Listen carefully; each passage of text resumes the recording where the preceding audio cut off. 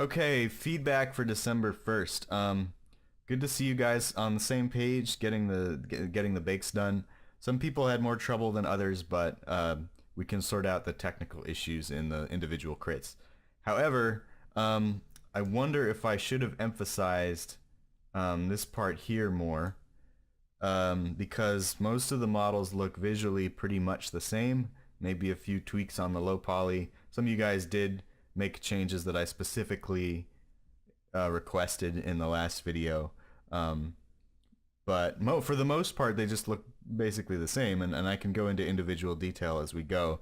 But I was kind of hoping you guys would use some of that extra week to really push these props as far as you can. That is, if you're intending these to be portfolio pieces. If you're not, then, if you're just taking this assignment as a learning experience, then feel free to ignore everything I've said. But maybe, keep it in mind for whatever you do next. I'm going to send out some links to some good game artwork, stuff like this, just because the bar is real high. And if you're serious about doing, professional game art, then you don't want to just try to be the best in your class or whatever. You want to be looking at people outside of San Jose State, people working in the industry, people coming out of Ringling or whatever. And this is thinking, this is the bar I need to reach. The reason I wanted you guys to collect that, AAA game reference was not just for inspiration for your work, but because that's precisely how good your work needs to be. So finished materials are still due at the end of this week, and if you don't think you have time to go back and make major revisions, then don't. Just, take it as a lesson learned, I guess, for next time. I'm not displeased or whatever. I just want to give you guys a realistic assessment of what's getting turned in. So yeah, let's go to the individual crits. All right, so Mike's table. I think the low poly, or no, sorry, I think the high poly is one of the ones that I think is underwhelming, and I'm gonna explain why. I think this is the moment at last where we finally go back to the reference, and look at some of these dishonored furniture pieces. Whoops. Because you also have your photo reference, and I think this is where you want to draw the most inspiration. And I think that, we talked about finding a way for these legs to connect, and it looks like you picked the sort of squared off way, but they're still fused to the table. They're not a separate piece still. You've got, soft edges in here. So it looks like it's still one wood piece, but I think what's really nice here is that it's a smooth curve into the legs, and I think that actually is more like, not these, but a lot of these dishonored furniture like this, it's got a lot of curves in it. I think that chair, for example, these chairs have these smooth, this is expensive. This is difficult to do with wood. There's a lot of that in these furniture pieces. Like, yeah, this chair here, like, there's a lot of expensive looking curved wood furniture. And that's what this is. And I think that if you're trying to make a dishonored asset, then you want to try to replicate that. And if you're going to go for something with more straight legs, then you gotta really, we talked about it a few videos back, but like make these separate pieces in the high poly, fit them together, build the wood pieces, figure that out. Down on the bottom of the lip here, it looks sort of rounded off and just doesn't, it doesn't look like something a wood furniture would ever have. Up here is looking better. I want to give you points for that. I think this is looking a lot tighter and cleaner. But yeah, down here it just looks like, again, like a Fisher Price thing. It's super fat. It's not elegant or whatever, it's just, it doesn't, and the other thing is, this is hard to articulate, but, as a modeler, when I see something like this, I just think, oh, he selected these polys and did an extrude inset. Whenever you have those extruded details on a model, it's usually a sort of it makes the modeler look bad because it's like Oh, you just extruded it. You know, because any modeler knows what extrude does and what it looks like, and that's an extrude, and it's not like a thoughtful detail. It's just sort of like, oh, let me extrude some faces in to add some visual detail. You know, compared to the detail on here is these elaborate details on the legs. There's like, you know, if you look at the cross section on this table, let me actually draw it because I think that might help. You know, if we look at the cross section of your what looks like the metal trim on your table, it looks like this. Forgive my mouse painting skills, but so that's what you're putting on the side of your table, right? But if we go back and look at this reference, they've got like a shape like this, and then a little lip there, and then it's going straight down, and then probably it's symmetrical, so probably another lip, and then up over the top, it comes back down, and then we have another lip, and then the table goes out, you know, and it's probably the same on this side. And then in addition to that, you have little screws that are holding the trim in place. And that's like really interesting to look at. It's pleasing, you know, it's just so much more ornate. And I think that's what needs to happen for like a Dishonored asset. And, you know, on the other hand, a lot of these assets, like almost none of the furniture in your reference has any kind of gold detailing on it. You know, it doesn't have stuff like this, and maybe that's just this area or whatever, but I know that a lot of the expensive stuff in Dishonored 2 is more just shaped wood, and it doesn't have a lot of metal in it. So let's say you want to do a simple asset that doesn't have metal details. So, well, what can you do? You know, maybe this is about as simple as it should be. Well, in that case, you know, this is a prop from Dishonored 2. It's a shaped wood piece. This is your target, so this is what your high poly should look like. You know, not exaggerating at all. Like, you know, look at how beautiful this is. It's got the wood shaped beautifully. They've added, you know, you can see where the pieces of wood meet each other, and he's chipped off the corners in sort of uneven ways to create interest, you know. Like an expensive statue like this probably wouldn't have this degree of chipping on it, but it looks better, right?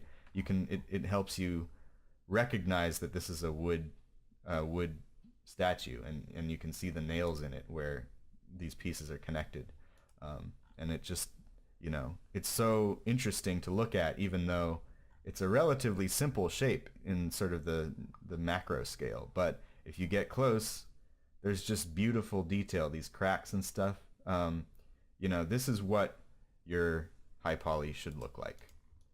It shouldn't look like you know, just sort of a slightly edge beveled version of your low poly, because it's just, you know, you have a lot of opportunity to bake down interesting stuff into your normal map. And if you're not really baking anything in, then, you know, you might as well not make one.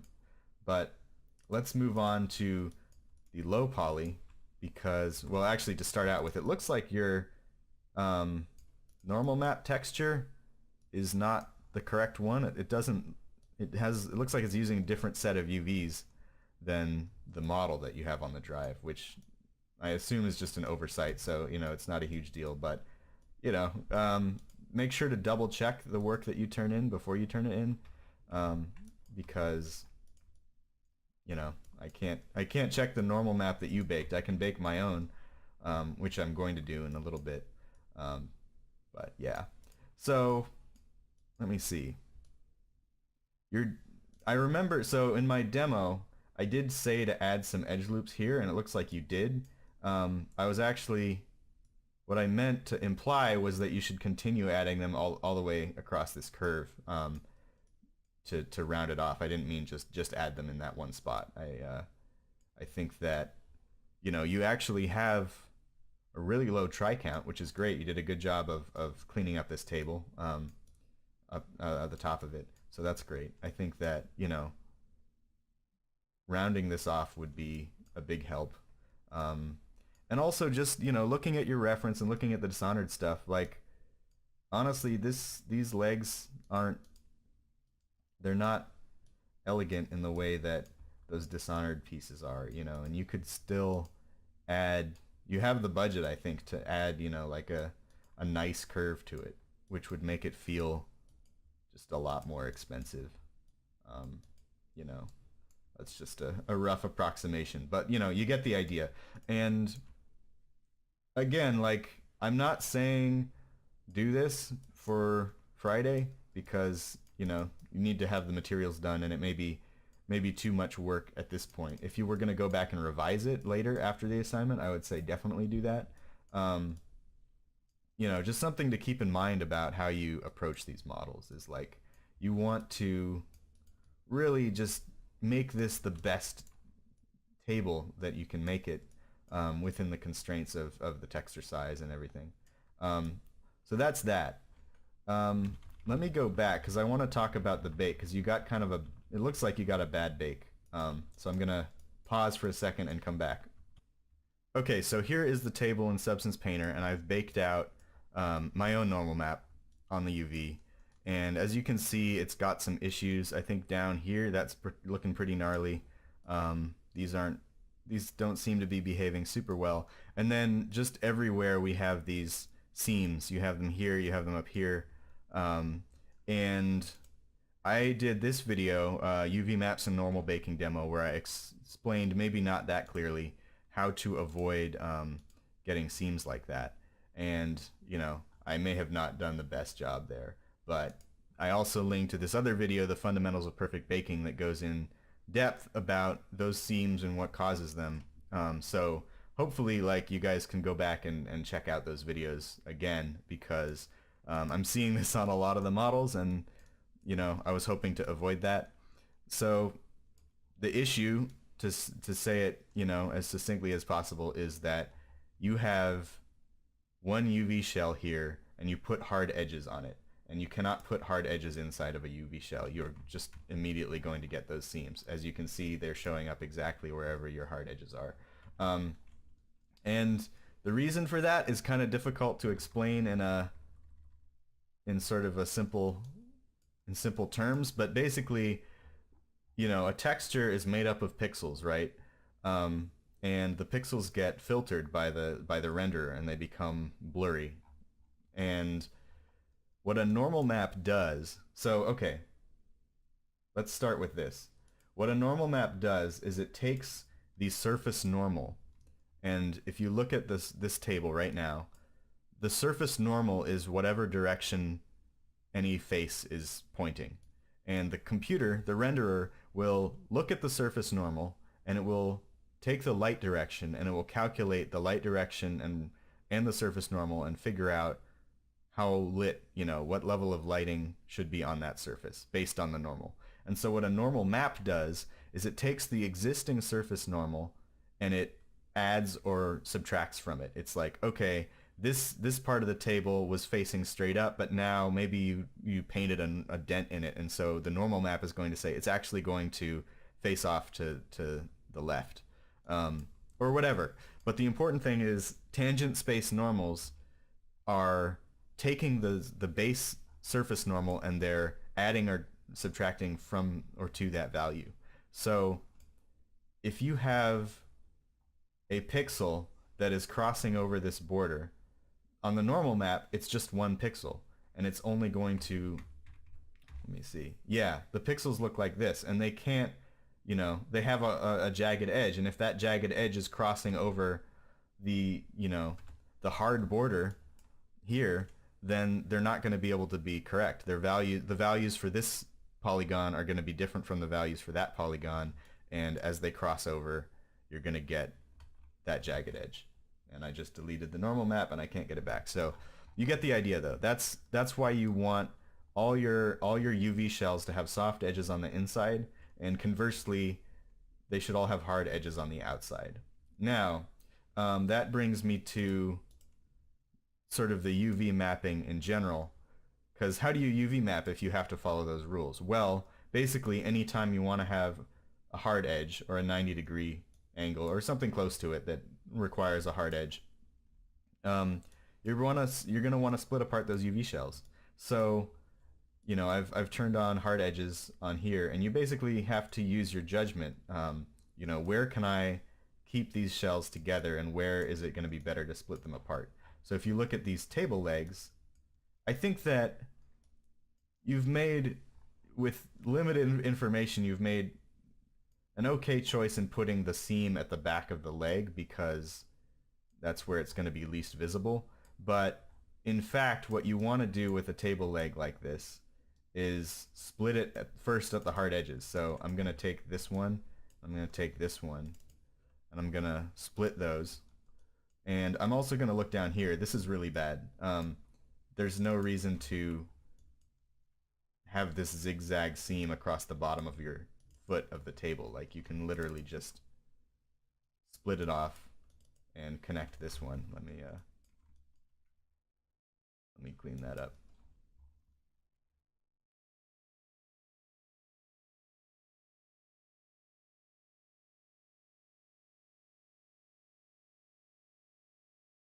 And just merge those. That's what you want. And then up here, again, you would probably split this because it's basically a plane change, a major plane change, and do the same up here. And I know I talked about this in the video. In ye olden days of UVing without normal maps, this would be not great because you want to have everything connected so there's not a lot of seams. But with normal maps, you have to work with them and you have to figure out, what can I do to make these normal maps look as good as possible. And also when you have Substance Painter where you can paint across borders, the seams problem is still there, but it's a lot less of a big deal. Now, the other benefit that you get from doing it this way is that you no longer have to have these horribly warped UVs, because that's another issue you're having here. Like, going back to this table, it looks like you've actually UV'd the top of the table and then kept it connected all the way around and even underneath, which is giving you horrible distortion on everything. And that's sort of the other thing is if I was UVing this, I would just take this entire piece and I'll just start with an automatic. But now these are straight. These are all straight, well, up and down, but side to side. They're horizontal. And if you have these horizontal, you don't have to worry about, the aliasing of the pixels on a diagonal line. They're all gonna be straight. So even if you have a super low res texture, it's gonna look a lot better because it's aligned with these straight lines. And that's something outside of normal mapping. That's just a UV mapping tip in general, I guess, is you're never gonna get everything perfect, but try to keep straight things straight on the UV map. And I can go out and I can smooth this. That's already pretty close, but take this table leg, take the other pieces which are now separate, as you can see, try to straighten those out. And I can just start laying things out like this. Having them just at sort of a diagonal angle just because is not great. And I think maybe this is something I mentioned in class, so I'll reiterate it here. If you're modeling something that's made out of wood, maybe I've mentioned this in a video before, but if you're modeling something made out of wood, you have to sort of anticipate the fact that wood grain goes in a direction, right?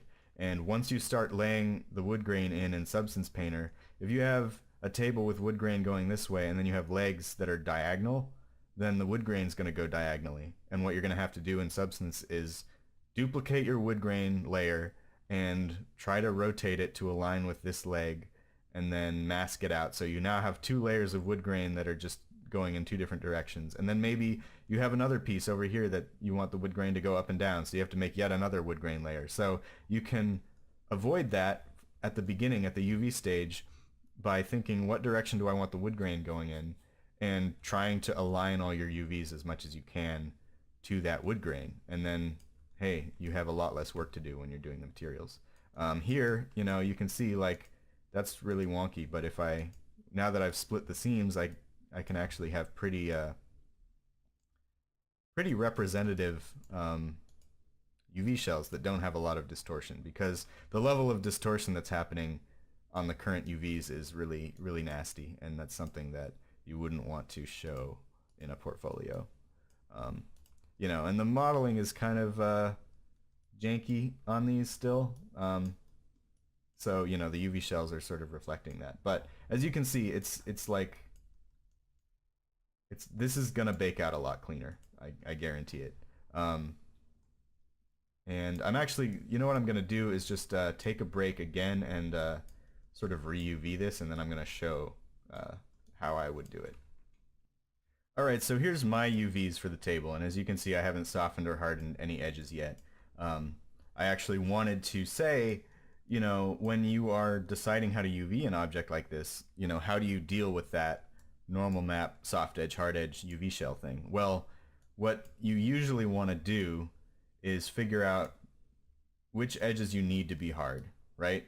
And once you've made those calls at the beginning, then it becomes a lot easier to do your normal mapping. So, you know, I've decided, obviously the 90 degrees need to be hard. You've got here kind of a 45-degree angle, maybe a little steeper, and I could have actually separated that off, but I think that it's close enough that this can actually be a soft edge and the normal map will handle it, especially because it's going to be a hard edge right here. So the smoothing isn't that crazy.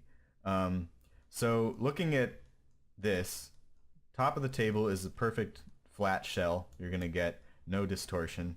Bottom of the table is the same thing, and then the sort of middle piece of the bottom of the table fits in there nicely.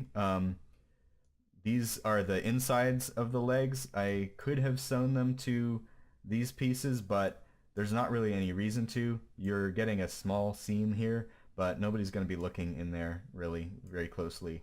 And another benefit of having more separated UV shells is that you can pack them tighter. You're not going to have to be worrying about some wild big shape like this that you can't figure out how to fit together with your other pieces. The smaller you cut it up, you know, the easier it's going to be to maximize your texture space. Which isn't to say cut it into a million pieces just to do that, but it's, you know, it's a benefit that comes with it. So I've split these hard edges here. So the table actually, I've done this one way, which is I've sort of planar mapped the front, side, and back of the table like this, right? And this is creating a seam on the corner. And if you're not going to add any more wood detail here, or any detail here, then this is okay. I think if you were going to go in and add that metal detailing that's in the reference, then you would not want to split your UVs here. That would probably be asking for trouble. Unless, you know, you modeled out that detail and you stuck it over on top, in which case your seam is under other geometry, which is great. But, you know, I'm thinking out loud and trying to explain kind of the problems that you try to solve when you're making assets like this. So, you know, if you did have more detail, I would probably do something closer to what you initially did and split it here and here, and then have this be one UV shell and close that seam. So, as I talked about in the other video, I have the script that will automatically soften and harden the borders as I need. So if I click that, you can see all the UV shells are now soft on the inside and hard on the borders, and this should bake perfectly. I'm going to be super lazy here and auto pack it. This is awful, as you can see, so I'm going to actually take a break again to pack this up and export it to Substance. Alright, so here's my new UV. It's not perfect, it's still kind of messy, but as you can see, I tried to pack it up a little cleaner. The feet are everywhere, which is not great, but, you know, good enough for the demo, I think. And as you can see, I ran the hard soften edges thing on it, and it's basically ready to go in, and I already have it in, so here it is. Now I'm going to, I already grabbed the high poly, and I'm going to bake it out. In the interest of transparency, I'm setting the output size to 1024, anti-aliasing to 2x2, and I also tried this once before, a second ago, and found I needed to increase the ray distance just a little bit to 0.05 in order to capture everything. So this is my bake now. As you can see, it looks a lot cleaner. These corners look the way you'd expect them to look. Not getting any real nasty seams. There's definitely something going on here. I think this is a modeling issue. I think your high poly and low poly just are not close enough to each other. And that's something that would take a while to fix, so I'm not going to get into that right now, but maybe look at that and see if you can bring those more in line with each other. But overall, you know, it's baking out pretty clean. You're not having any of those major seams that you were having. There's a little bit of one here, but I think that's just because of the texture resolution. So yeah, this is what you want your normal bake to look like, and that's sort of how you get it. And this has been a really long demo, or a really long crit, but it's doubling as kind of a demo for normal baking. So hopefully this is helpful. I think it's going to be relevant in the next few crits that I'm doing. So yeah, I'm going to move on to the next one now. But nice job getting everything in, and I would say if you think you have time to do more detail on the table, then do that. Otherwise, focus on getting your UVs and normal bake straightened out before you start on the materials. I think that would be your biggest priority right now. Good luck. Okay, Casey's treasure chest. Let me see. So going back, your bake looks really nasty. So I was interested to see how this happened. Some of it looks okay. I see you did go into ZBrush and add some damage detail, which is excellent. But there's just a lot that's super fucked with this. Pardon my French. Like, let me see. This normal detail looks almost like it's inverted. Like on here, it looks like the light's casting from the wrong direction, which is interesting. You're getting some really nasty jagged edges in this area, which don't seem like necessary to have. That shouldn't be happening. So went to investigate, and what I would say, first of all, model should not be triangulated. I know that we discussed that. It was in the static mesh pipeline wiki article I sent out, so maybe that was the reason, because that the official Epic thing says triangulate your mesh, but you don't have to, and you probably shouldn't, and it's harder for me to work on these meshes if you turn them into be triangulated. I do see that I did a demo on why this should be connected to the mesh, and it's not, so I would have liked to see that changed, because I think it is a really big mistake in modeling to have this as a separate piece. It just doesn't make sense as a choice. I'm gonna bring down this material a little bit so it's easier to see.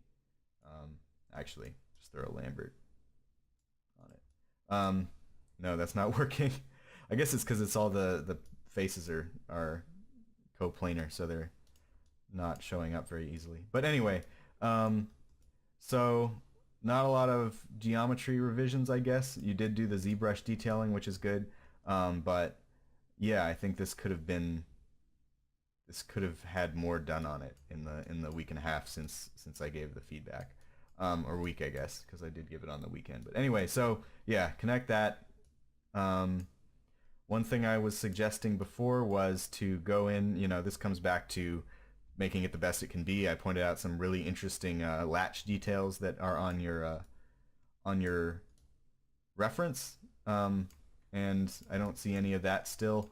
Like, these hinges are really like lazy hinges. They're just boxes. You know, at least you could make a cylinder or something. For a treasure chest in particular, you would expect it to have like a lock on it, right? You wouldn't expect it to not even have a latch where you can just throw it open, you know, because then it's not really protecting your treasure, unless it's not containing treasure. But I guess, you know, you wouldn't want to pay a lot of money or gold for a treasure chest or any kind of chest that doesn't even latch, because then anyone can take your stuff, right? But okay, so the big issue here though is the UVs, which are kind of all over the place here. So let me see. This is what you have. Going in order, I think this is the most egregious thing, because this is the top of your chest, and this is a symmetrical object. And if you have a symmetrical object, you don't want your UVs to be wildly asymmetrical like this. It looks like you used kind of unfold or something and it just did this and you kind of allowed it to. I see that here, these are the corners of the lid, right? Zoom out a little bit. Yeah, these are the corners of the lid, and here they're separated. Let me turn on the UV borders again. Yeah, the corners are separated. I'm not sure why with this straight up and down line you would want to separate this but not this part. Like you'd either want it all welded or sewn together or all separate, but we'll come back to that. On this side, it's only split here, and then going back around, this isn't split at all, and this is split. So you have uneven, these are causing a lot of stress because it's trying to unfold these things are at right angles to each other, right? And so your unfolder is trying to unfold them out in opposite directions. But they're sewn together on one side and split on the other side, which is why it's unfolding better out here, but then it's all sewn together on this side, so it can't come apart. This is not how you want to UV a hard surface object in general. Since it's triangulated, actually, let me see if I can quadrangulate it, because I actually tried that on Brett's model the other week, and it worked a lot better than I was expecting. Sometimes this goes horribly wrong. Let me see. That didn't do anything. One of you probably knows quadrangulate better than me and is yelling at the screen right now. I lost it. Can't believe it. There it is.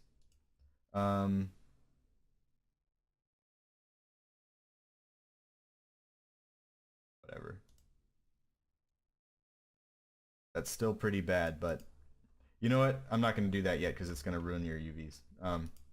But let's look at it again. So here's the box, and you have unfolded it here. This goes back to the other thing. So there's sort of multiple things going on at once here. You know, I was talking about in the videos how you don't want your hard edges sewn together if you want a good normal matte bake. So, you know, that's something you would definitely want to split and move these pieces apart. Especially since they're not, there shouldn't be any real material carrying over from one side to the other, you know. It's going to be the same material, but you're not going to have a dirt stain that goes around a 90-degree corner. So you don't have to worry about seams on 90-degree edges much anyway. You know, the only time that kind of thing is useful is when you have maybe a stripe going all the way around. But with substance, like, it's so easy to paint in the viewport that you don't need to worry about that kind of seam stuff. I can see that all of these are just slightly angled, which there's like, especially with these UVs where there's so much free space, there's no reason to have it like that, you know? It's like Jeff Jackson's "Don't Let the Dog Howl" thing or whatever. Like, if you have the space to straighten these out, you should straighten them out. Like, in fact, any planar or automatic wrap should give you straight UVs, so I'm not sure why you would have them angled at all. But if you don't have an easy way to fix them, you can always use these, right? And straighten them out like that. I have done that when the unfolders have given me slightly wobbly results. You can, you know, with a long ribbon of polygons on Mike's, the edge of Mike's table, for example, I did that. You can just grab the top and the bottom, straighten it out. I'm not going to do the whole thing, but you get the idea. Like, these should be separated, and they should also be straight. Going back to some of the trickier stuff. This is the one, so actually, I guess the inside of the lid is what this is, and this is not a UV. Like, I'm not sure what this is, but it's just, you know, you won't be able to texture with this. This looks like something that Maya would give you, and then you'd say, oh geez, you know, I better fix that. I'm not sure what's going on there, but it's not going to work for texturing, and it's not going to work for Unreal especially. So that's, you got to unwrap the whole thing. If you're like, this is actually like sort of a philosophical question, like, or when you're making an asset for a game. Let me start over. When you're making an asset for a game, you need to know as best you can. Sometimes you don't know for sure, but you need to know as best you can what it's going to be used for. What is the use case for this object? And a big question with an asset like a chest is it going to open? If it is going to open, then you want to make the interior. You want to do a good job on the interior. You want to, you know, you want to UV it at a resolution that you can put good textures on it. Like, it looks like you've made the UVs for the interior tiny compared to the exterior, which seems more like you don't expect it to be opened. And so if you don't expect it to be opened, there's actually no reason to have these as separate pieces. There's no reason to model the interior at all, you know? So like when you're making game assets, you sort of try to commit to one path or another. And for a chest, I think it's fair to assume you wouldn't want a big conspicuous chest like this in a game that is just there, that never opens, you know? I've talked about you know, cinematic artists and other people like that in the past where you know, maybe you think, oh, this chest will never open, and then somebody will want it to open for story reasons, and they'll say, oh yeah, what if we use that chest that Casey made and we have them take something out of the chest, and now you're like, shit, I didn't model inside of the chest, which happens, you know, it happens in the process of iteration that is games, but you know, you at least want to be prepared for that. If you decide not to model the inside, at least do it in a way that makes it easier for you to add an inside later or whatever. But basically, you're sort of hedging right now where you've modeled the inside but didn't give it any UV space, didn't really properly UV the inside of the lid. And like, I don't know, that doesn't really do much. And I think for a portfolio piece, I would definitely want to see like an open chest with cool stuff in it. Just in terms of storytelling, in terms of making an interesting piece for your portfolio. That's up to you though. So that's that. I would say that going back to this, like this is the wrong way to UV something like this. And again, this is difficult since it's triangulated, but I'm gonna take a whack at it anyway. Just gonna grab this side, I guess, and take those. Actually, you know what? So one thing you could do, and I would do it if this inset was not as deep, or if it was sort of at an angle, the wall, like if it was beveled in a little bit, I would just planar map this, and you would get a little bit of stretching on here. But if it was shallower, I would be fine with getting a little bit of stretching, just because it's a simple way to UV map it. It avoids seams around here. But this is really deep, and it's straight in and out, so I'm just gonna like automatic map this. And now my now I have the, you know, these pieces where I want them, and then the inside parts are separated out, and that's gonna bake nicely, and it's also gonna give you really clean textures. And then you would do the same exact thing with all these sides. You know, the top is slightly curved, but it's not that curved, so you could basically planar map the top too. In fact, let me see. Man, this is really rough without quads, but yeah, I'm not going to do it. But you do the same thing on this side, same thing on this side and this side. And once you've done those sides, then you have the top by itself. And you could, these are a lot shallower. So, you know, honestly, I would just planar map the whole top and use the unfold to make sure you get a little bit of pixel space for these inset sides. But then you've got a pretty straight thing. You might have to straighten it out a little bit, but make sure that is, you know, scaled correctly to the other sides and whatnot. And then you have a way cleaner thing. And again, I can't really demo it because of the triangles, but that's what you would want to do.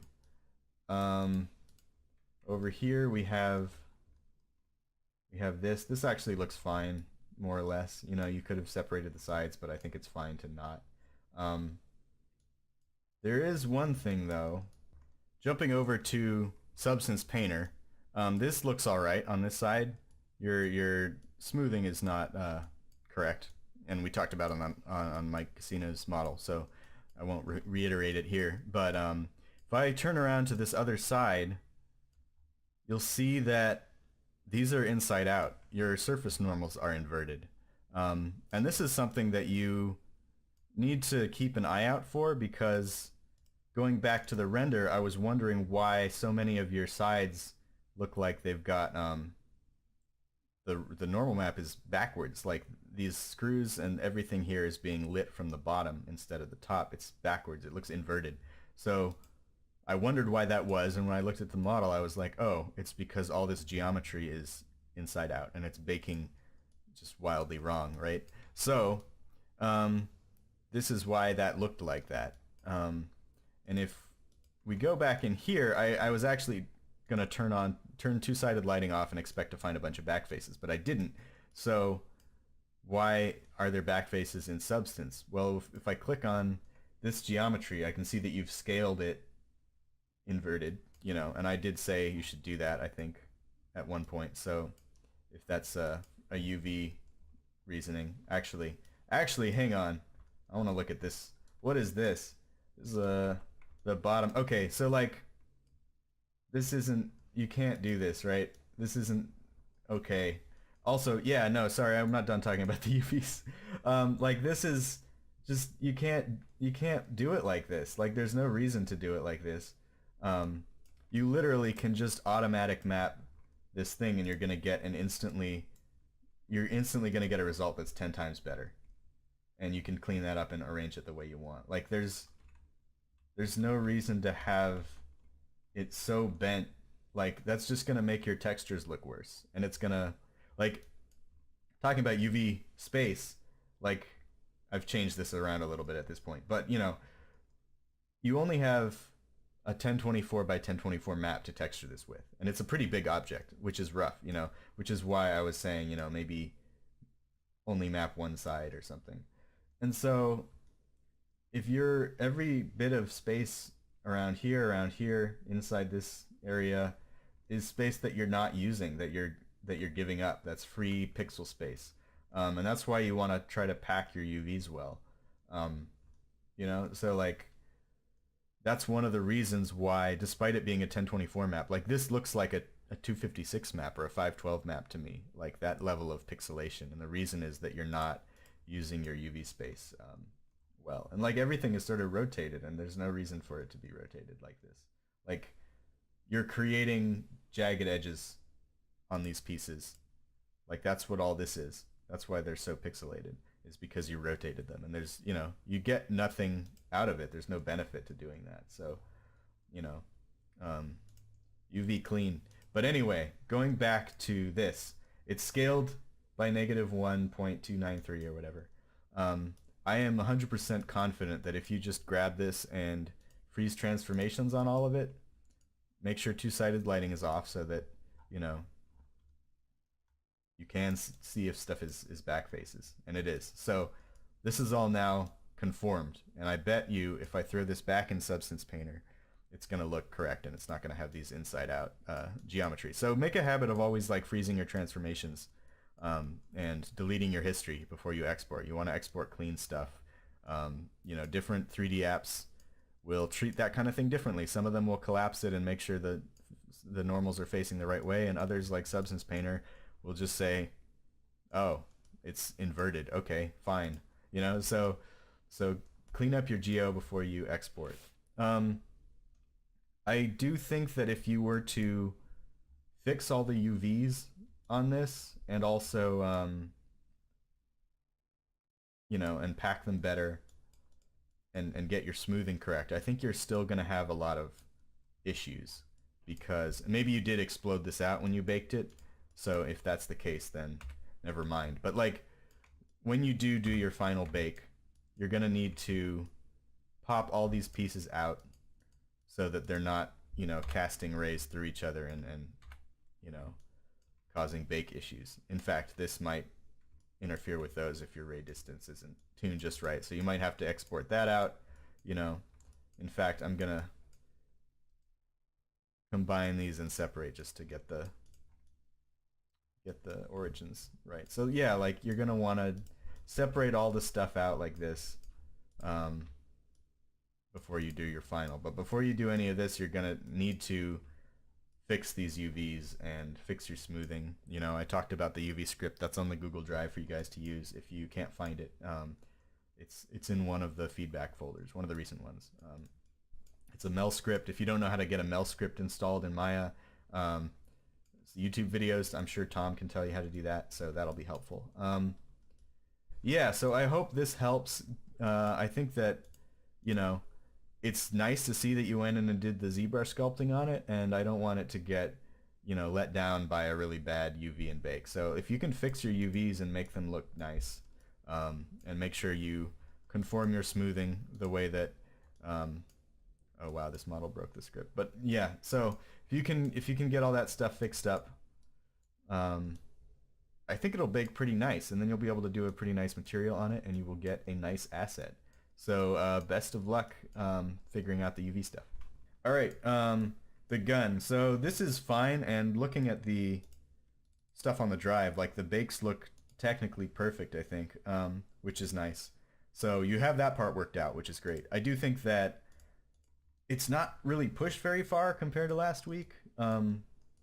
You know, it doesn't have much more than I saw before.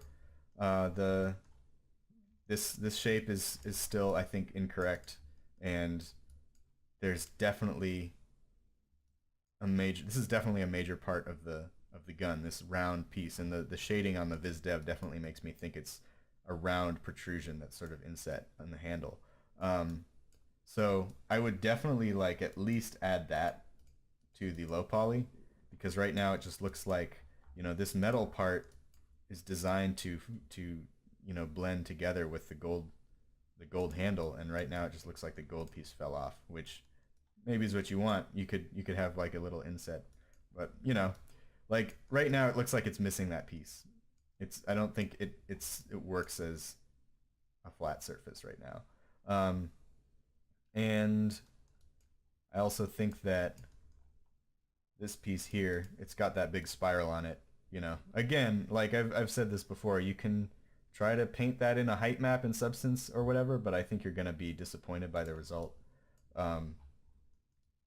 Less so with the rest of this stuff. You know, you could probably do this in a height map for sure. And then I do think there's also an opportunity to do a fair amount of ZBrush sculpting of the wood. Like, that's not clean. That's not a perfect edge. There's a lot of little bumps and chips on this thing, and I think it would help sell the material a lot better. And you know, this is your call on which aspects you want to spend your time on. I think that it would be worth it in this case, especially for the AAA character thesis kind of thing, because this looks like not quite to that AAA level yet, in my opinion. But yeah, like I think the good news is it's so close to the low poly already that apart from the gold handle piece, which I think you would want to model out, the rest of it you could probably get away with just, you know, chipping away at the high poly and ZBrush and then rebaking. Like, I don't think you would have to do any major modeling or UV changes on the low poly. So if you wanted to keep making those changes over the course of the assignment or afterward even, I think it would be definitely worth it just to keep adding geo detail to this thing, because I think right now it's just sort of like disappointing. I mean, it's well made. It's just sort of not taken to that extra, you know, extra degree that you want from like a AAA asset. So that's my thoughts. I think, yeah, I think it's going in the right direction. I think there's a lot of potential that it's not quite taking advantage of yet, but I think it's definitely possible to do that in the future. So yeah, good luck. Okay, Brett's record player, I have not much negative to say about it, so instead I'm going to complain about these transparent PNGs you guys keep turning in. Like, it's fine, actually, but like, I think I would prefer, like, sort of industry standard is sort of a 50% gray background or something that pops the edges without distracting from the image, you know? Give it sort of a neutral context. Because, like, if it's zoomed out, I get this noisy grid, and if I zoom in, then it's kind of interesting, but it's sort of disorienting also. You know, I mean, you can turn them in transparent if you want. I'm sure this is useful for your portfolio or whatever, but yeah, like, I don't know. This is completely inconsequential. I just wanted to talk about something. Um, so the model is looking great. I think that your, again, I said last week, your high poly is looking nice. Um, I think that you had two good questions. Um, yes, one of them was regarding the gradients down here, because I know that you have on the low poly, you have this smoothed out and it's giving you those gradients. So this is actually fine. I think that, the way it's rendering here, you can see a tiny bit of that, but it's really, really minor, and I think once you get materials on there, it'll be even less noticeable. So like this is a place where a bit of gradient is fine. Like you only want to avoid it as sort of a general practice. And you could separate out those sides and you would be able to get rid of the gradients. I think the thing I would think about in judging that is I know that your reference has some pretty elaborate decorations on here, and maybe if you want that decoration to cleanly go across all these surfaces, then maybe you would want to keep them sewn together at the cost of having a slight gradient. Or you could separate them and make it harder to get those seams. Or maybe you're actually going to do something less ornate and you won't need to worry about that. Like, that's a judgment call. So I think you haven't done anything incorrect here. You could definitely split them apart if you want to get rid of that, but it's not really hurting the appearance of the model very seriously. And then the other thing was the bake here of these inset pieces. And yes, they do look a little bit weird. And that is just a baking thing. So it looks to me like these are straight in. And that is technically somewhat bad practice with modeling a high poly. You want to not have if you're setting something in or out, this goes both ways. Just make a demo geometry piece.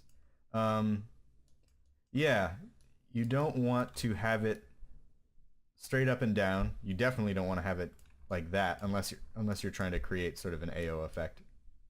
But generally speaking, if you have like a reference where something is inset like this, you usually want to fake it. You want to fudge it a little bit for the high poly and just bevel it a tiny bit or a lot because it bakes better. And again, you have to sort of use your judgment. How much do I want to bevel that out? But it definitely helps it read in the normal map as a three-dimensional surface, especially because when if you had tighter edge bevels, if these weren't as thick, it would be more, the smaller the bevel on the edge, the harder it would be to actually see that there's anything happening here. If you have no edge bevels, then it might even just read as a flat plane, which is not great. So yeah, you do want to have a bevel even though it's not technically accurate because it bakes better. And the same goes for something sticking out. Like if you have it sticking up way a lot like this or whatever, obviously if you have geo, it's another story, but if it's just baking onto a plane, like, yeah, just bevel it a little bit, and it will look nice. I think that your cage that it's creating from your low poly seems like it's casting the rays at a bit of an angle. So you are actually getting a bit of the bottom and the top, but that's actually sort of luck based on your cage, I think, and it would be better if it was beveled. So yeah, good question. That's how I would handle something like that. But yeah, I think with this one, it's a bit of a right now, like it's a bit of a very simple object. And as a portfolio piece, I think that like a lot of that appeal in your reference is in the ornate detail. So, I think the material stage is going to make or break it, but I think you're extremely on the right track so far. Okay, for the chair, first off, I think the low poly has massively, massively improved from last week. This is much more correct, much more in line with what you would want to do for an asset like this, which is excellent. The UVs are also packed a lot tighter. You're going to be making much better use of your texel density here, which is also very good. The normals are looking pretty good. The bake down from the high poly, it seems to have worked, which I think is one of the benefits of having a good clean low poly. I think you could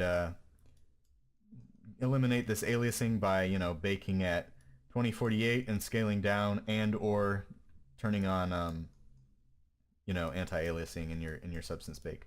So that's something for the future, but that's easy to fix. Don't know why there's missing buttons here and here and there. That's something. And then my only real big critique here is I gave you an extra 500 for the cushions up here, right? Because they were looking super blocky. And I think they could be better spent. Basically, if you look at this with the normal map, and it's harder to see in Maya because it's lighting it so badly, but as you rotate the camera, these buttons start to get really wonked up. This one's getting bent in half. This one, like, they don't quite... Sorry. I think there's an alarm going. No, I don't know. So yeah, they look like they're sort of seated on the surface, and they're not really, you know, they're not really sitting at the base of these shapes the way they should be. You know, they just look kind of all over the place. And I think that, you know, you've gotten maybe more curvature than you really need with these horizontal edge loops, and I think that maybe if you tried to work this geometry a little more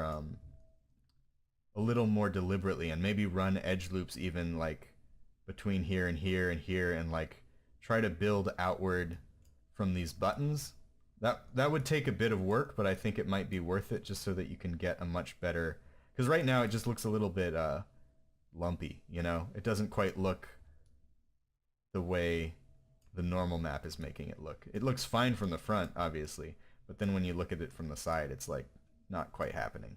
So if you think you have enough time for that, I think it would be worth it.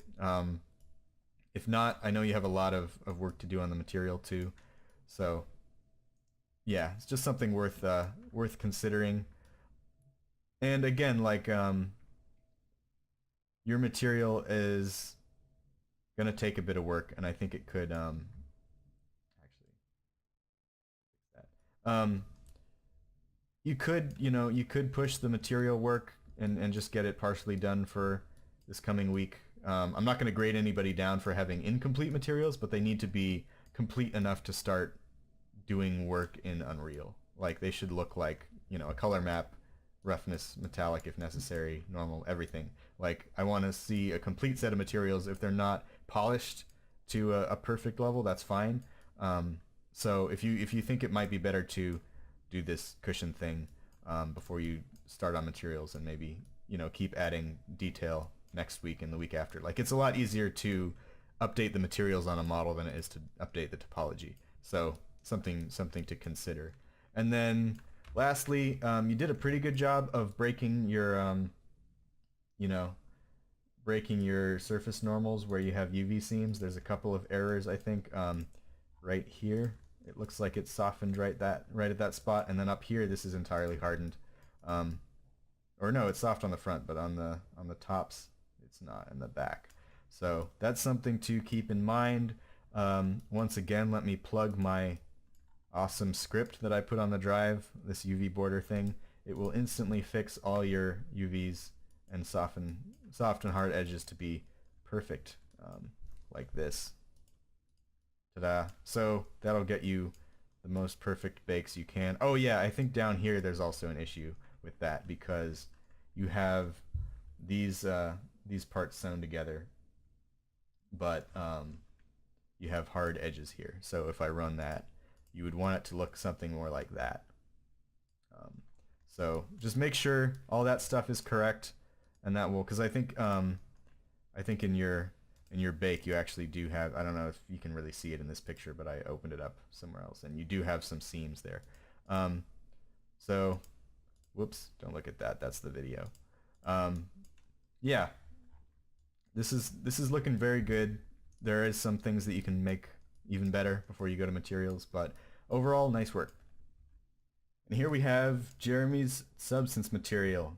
So, this was meant to have, if I go back to the assignment, meant to have your color map, roughness, and metallic done, in addition to other revisions. So that's missing this. I know it could be like a Greek stone material with no paint or any color on it, but I don't think that's what you're going for based on your reference, and also like this is just a 50% gray, so I'm assuming this is not meant to be an actual color map, and you also have no reference on it. So that needs to happen. The height map is pretty nice. I think that this is looking pretty decent. I think that my one main critique here is actually better explained on the heavily weathered one. So my issue with it here is, haven't actually looked at this yet, so let me take a look. Your cracks look pretty cool. And you're doing the slope blur chipping, which is a fine technique, but right now it just looks like that's what it is. It looks like you slope blurred everything. You know, it all seems sort of chipped at the same exact frequency everywhere, at the same scale, like, and that's not how stuff really breaks in real life. Like, this is protruding, right? So let me see if I can make that happen.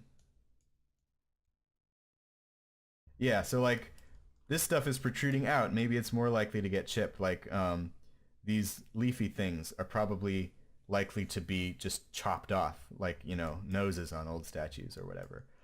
Same goes for down here. Like, the stuff that's protruding is likely to be damaged the most. You know, these are supposedly, theoretically, different materials. So at least, you know, maybe they have paint on them or something. So that's something you want to keep in mind is can I chip paint away? Just think about how the shapes and the materials would affect what kind of damage these would suffer. I think something Tom was saying on the phone is that the cracks, your cracks are all, you know, different, which is, there's sort of a balance to strike here, because if you just lay one big cracks pattern over all of it, then it looks like you just laid a big cracks pattern over the whole thing, and you don't want it to look like the cracks are fully contiguous between all the tiles, because they are separate tiles. But the source of the damage is often, you know, these cracks aren't random. They happen because of forces on the tiles, and maybe if something collapses or whatever. Not sure the physics on a wall or whatever, but maybe like they should be a little bit more, they should look related to each other. Like something like this is good, where they didn't crack in exactly the same place, but they're not, you know, they're not unrelated to each other either. But that's really difficult. That's not my main focus. I think the biggest thing, like if I could simplify down, is just to try to think about shapes and try to come up with reasons, like why is something the way it is. Like, it looks like you've added kind of a cloud noise onto these, and maybe it's dirt. I'm not sure what it is right now. Like, it looks interesting, but it doesn't look plausible to me, because when I think about what would happen to, you know, a decorated stone building over time, I would think that you would get, you know, pitting on it from wind and dust and stuff, rather than more rocky shapes sort of collecting on top of it. So I would, you know, you can subtract like a black and white spots and stuff like that to create that pitting shape. I think that would be good. I think a place where your what's it called, slope blur chipping is sort of failing is the spaces between these tiles, because it almost looks like what's actually happening here, you know? It looks like maybe there's kind of a grout in between them, but it's really strange that the grout would be perfectly even and flat all the way across the wall, even in a really weathered and damaged state. Like in real life, if you did have grout between them, then it would be sticking out in some places. There would be places where it was just separated from the tile and there was a gap, you know. Basically, it looks like these tiles are sort of carved on at the surface level rather than being separate stone blocks that are stacked together. I'm not sure if you actually want to have like serious grout in a material like this, just because I'm not sure that's how this kind of wall would be constructed. In which case, maybe you want to work harder to create the illusion of, you know, gaps between these stone blocks, because right now it looks like they're just sort of shrink wrapped, or like, you know, it looks like a plastic wall that was sort of molded to look like blocks, but it's all one piece because they're not really separated. And the way that you would want to do that probably is, rather than, you know, this goes back to sort of the normal map stuff that I was talking about on Brett's phonograph.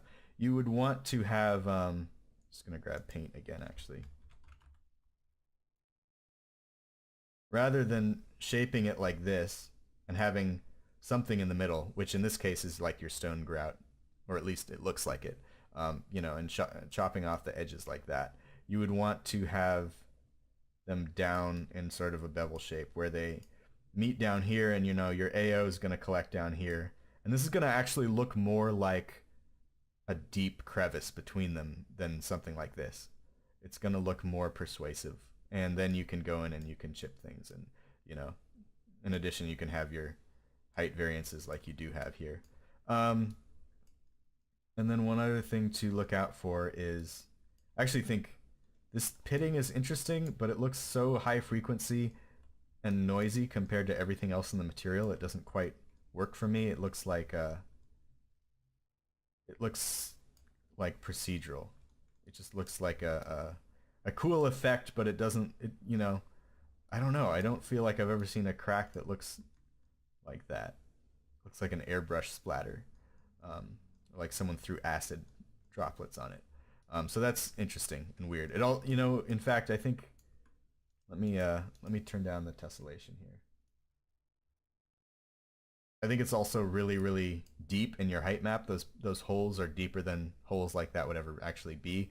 And I think that that's part of what's causing it to be so dramatic, is like everything else is kind of shallow, and then you have this incredibly intense noise that's just chopping, you know, a foot into your height map.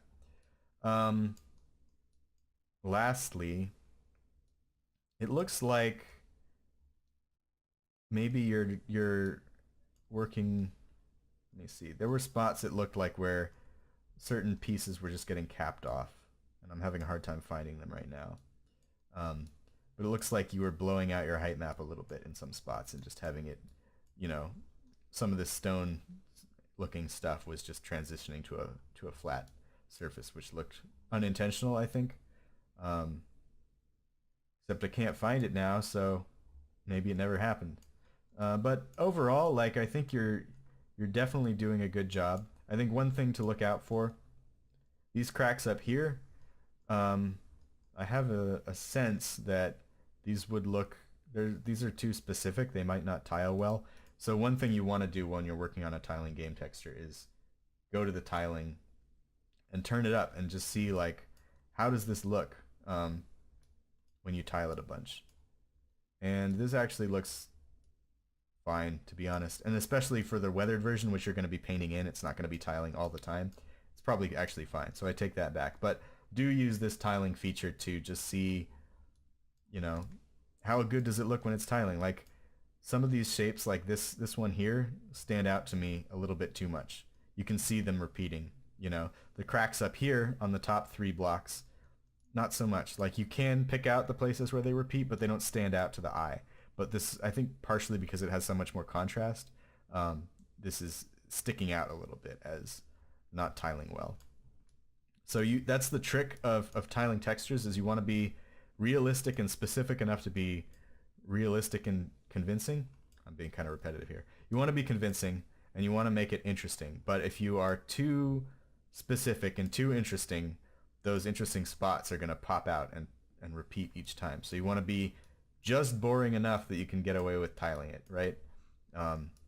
So, you know, that's difficult, but just using this tiling thing to check it every once in a while is a big help. So yeah, I would say do the